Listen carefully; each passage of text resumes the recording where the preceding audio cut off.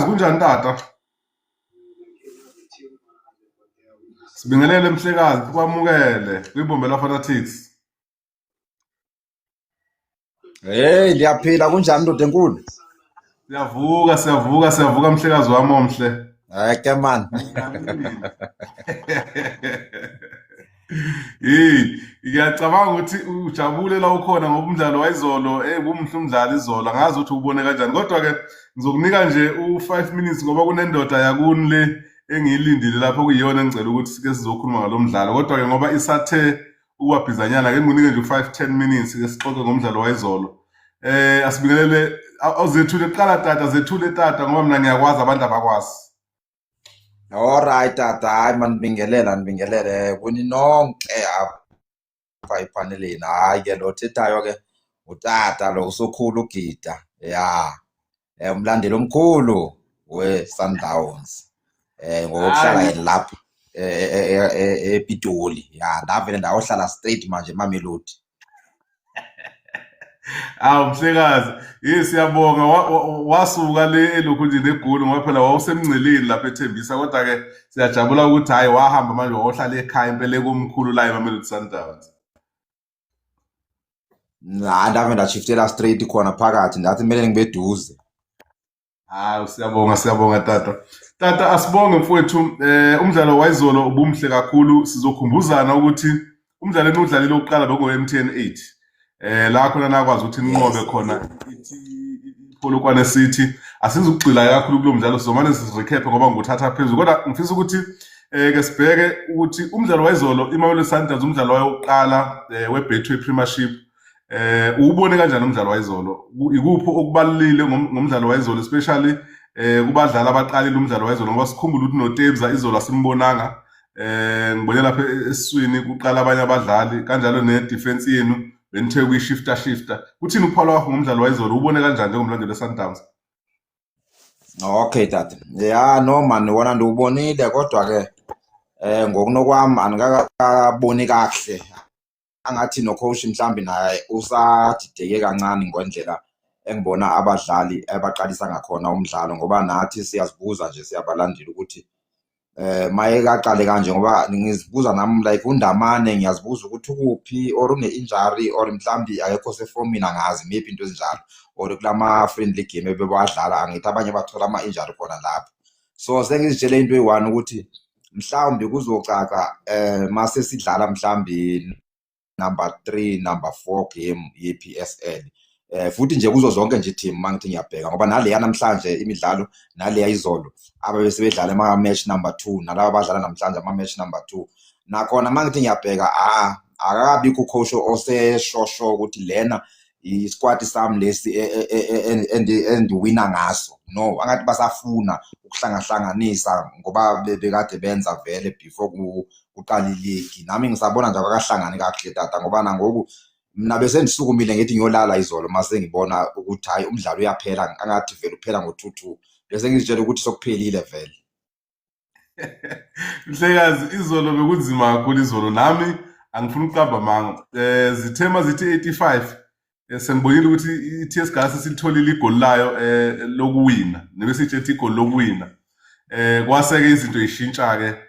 Sicabanga ukuthi ephuzini lokusho ukuthi ama-team awakawutholi umgqiqo oqondile maqondana nokuselecta ama-player, especially starting 11.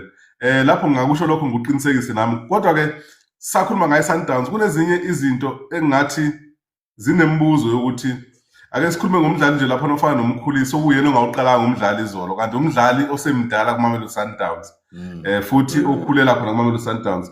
Ngimangela ukuthi kuze kanjani ukuthi ucoach Khadoso azoqala ukufaka abadlali abasha especially lapha eswini uma umkwene engekho, kodwa angafaki futhi yena ulokhu nje umkhulise ekubeni kade bene-pre-season phela this time.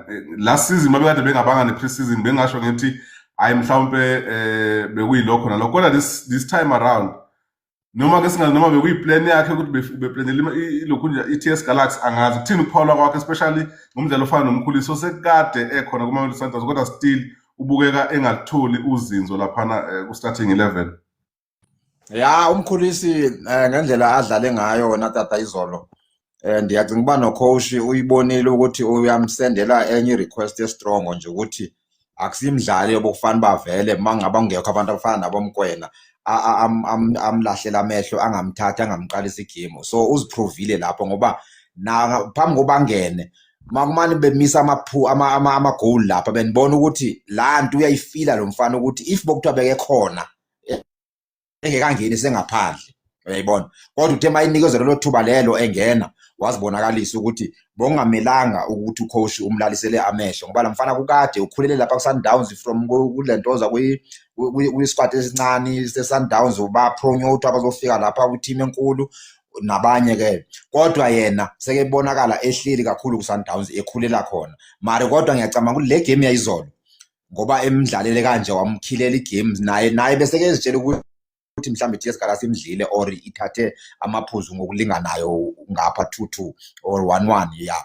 So ngendlela adlale ngayo ngiyacabanga ukuthi akazulenza iphutha lokuthi abeke abadlali abasha kuqala ngoba nathi lento engiyitsho ukuthi usadidekile and bofu coach wethu engimazi ngayo uhlezi yena edideka, uyabathanda abadlali abasha akhohle ngabadlali okudala bekhona eteamini. Lokho sikubonile even nako Peter Shalulile makayefika ukuthi ubathathe treata kanjani, wabathatha ngathi akabathembi ukuthi labantu bayadlala up until bazibabe siyaphulukana nabadlali abafana nalabo. So coach wethu usenelo phutha elo usabelieve kuma player eze naye, yabona ama player athengwe uye or isandleni sakhe, ama player afike khona ku-Sundowns akabelieve kakhulu kuwo into endiyibonayo coach wethu. Nayo apha into endibona ukuthi izamlahlekisa kakhulu ngayo i-Sundowns. Ya kunjalo tata, lokho kushoyo kuyiqiniso ngempela ngoba mangathi uyabheka indlela a-consistent ngayo kuleyo nto leyo, uyabona nje lokuqinisekisa lokho ngakhumbula ngesikhathi kufika iplayer alifana noNdamane wathi efika nje straight wabe eseya ku-first 11 nokwabe sekumangaza ukuthi ngaleso sikhathi uKekana wayedefendela lithe ukuba top but kwabonakala egcina naye wabe sethola nane-injury kwabe sekucomplicate izinto. Kodwa ngendlela osho ngayo nami ngiyavumelana nawe ku-coach Cardoso. Ngicabanga ukuthi ucoach Cardoso-ke kodwa indoda kufanele ninike ithuba ngoba ngicabanga ukuthi i-management eMamelodi Sundowns ikhombisile ukuthi uyalideserve ithuba noma akanikezwe ithuba. Ngazi kuthini uPaula wakho ngocoach Cardoso, niyamthemba ukuthi kule season angakwazi ukuthi mhlawumbe iBetway ayibuyisele ekhaya? Uthini uPaula wakho lapho?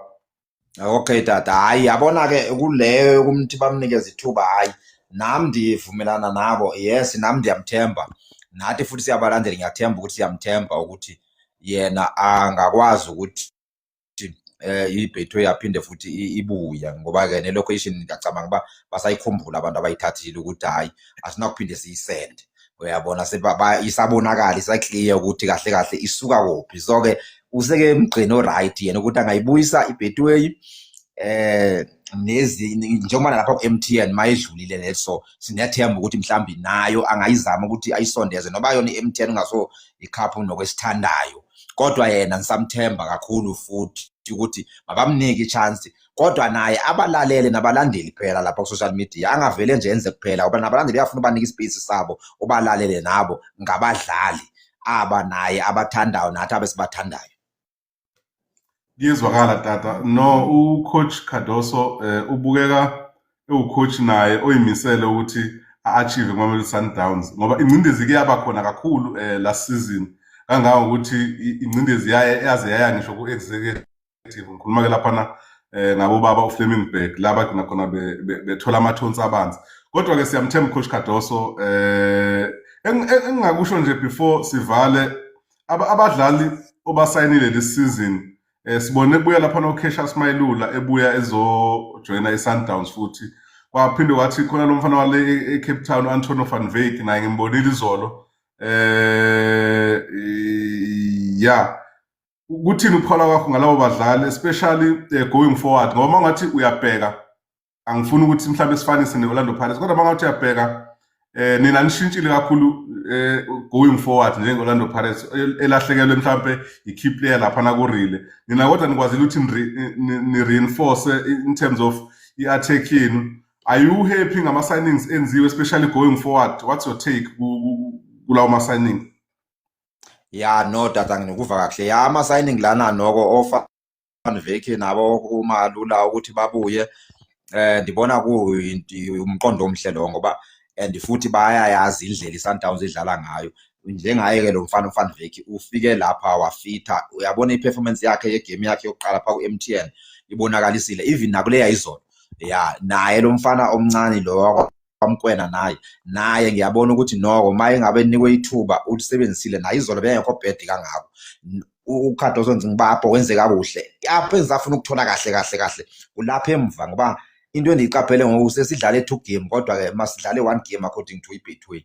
Mari masesidibanisa nayo leyo ke singazogxila kuyo kakhulu e-MTN 8 sesingenelwa amagoli athe ukuthi xaxe. So manje i-backline lena angathi khona apho ongahlangani khona naye ugoalkeeper wethu esimthembayo futhi, ngoba naye amaphutha wakhe angazi noma mhlawumbe ukukhathele or mhlawumbe ufuna kamthuse kancane akafaka omunye phela athi hey wena ukhona ushila isizini yonke last and then awukuthatha ibench kancane mhlawumbe uzobuya i-right angazi, ngoba naye amaphutha wakhe njengegoli yayizolo le yesibini ayi lapha yana ungidlalele enye into engayazi nami. No, lapho tata uqinisile impela. Ingcindezi ngathi inkulu manje kumzansi number 1. Ngikhuluma ke lapha ngoRonwen William. Inkulu impela ingcindezi ngoba nala ku social media uyabona ukuthi bayakhala ukuthi does he even deserve ukuthi adlale lapha ku team yakhe okuyiMamelodi Sundowns. Kodwa ukhona uRicardo Goss ebenchini, mhlawumbe ucoach uzofanele akabheke kuye ngoba igoli limdlile nje leliyana, especially lokuqala, leli goli lokuqala abalishaya elishayo letswalo, lela goli ulipholile igoli elifana nalo ngesikhathi bedlala nePolokwane if ngikhumbula kahle. Igoli lithi malibe kanjalo, so leyo nto kubuza kumbuzo ukuthi kanti ayikho yini iprocess elandeliwe ukuthi ndoda ukwazi ukudliwa amagoli afana lawo, ngoba even naleli elimdle elesibili ngicabanga ukuthi kuLorlando Pirates khona igoli abake bamdla elithi malifane nalo. So ngicabanga ukuthi kuzofanele naye athi uphakamisa amasokisi ngoba lokho kuzomncisha ithuba even lokuya kubafana uma izinto zizohamba kanje. Kodwa ngifisa ukuthi-ke before sivale Mhlekazi, lapha emuva uqinisile mawuthi ikhona ingcindezi, sikhona isikhala ngoba angiyiboni i-combination, kodwa-ke omunye uzothi ayi mhlawumbe kusase early vele kuseyisikhathi sokuthola ama-combination ngoba badlale ngoKick and Johannes base bedlala ngoMalibongwe Khoza laphana ku-Central Defence. Wena kahle mangathiwa nje siyambuza utata uMhlekazi ukuthi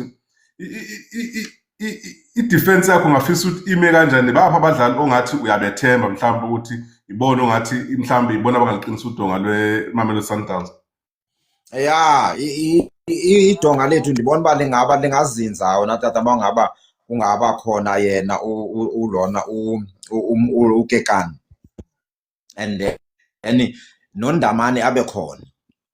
Umvala understand ukuthi yena mhlawumbe usekhona emaplanini wakhe or kanjani, ngoba naye umuntu ofana naye siyamdinga ukuthi abe khona lapha emuva, ngoba manje into esifuna lapha emuva sifuna nje na ukuthi babe ne-communication no-goalkeeper lo. Naye ugoalkeeper lo mayengabe ethola angakamkhiphe ulona uRowan lona, akambeke kancane, akatraye ulona umfana lo ulona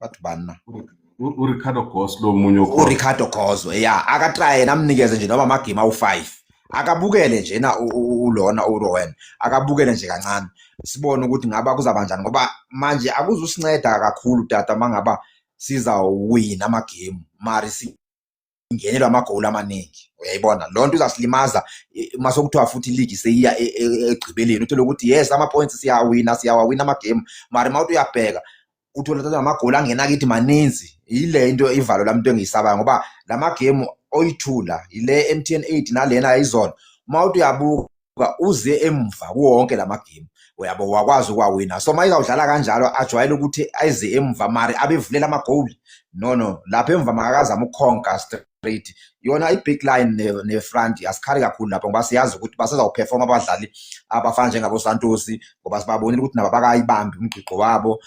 U-Alende yeso sase-right yena-ke lapho esiswini nabo Mkwena nabanye nalaba baxokunyezelwayo abafikayo basayibambile, nabahleli ngaphandle siyababona ukuthi istyle bayasibona njengabozwane noba bangathola isikhathi esincane, kodwa bayabonakala ukuthi mabengenile umdlalo bawubukile bawustadisha and then bakhona ukuthi babhushe. Mari i-problem naye lapha emuva makalungise lapha tata. Mhlekazi Gita Sokhulu, siyalidinga ithuba lokuthi ke siphinde sixoxe ngeMamelodi Sundowns. Nguthathe nje nami nguthathela phezulu njengendoda engaziyo ukuthi umlandeli omkhulu weSundowns nomlandeli omkhulu nje webhola jikelele. Kudala ke siphila nawe la kwezikano obhutshuzwayo.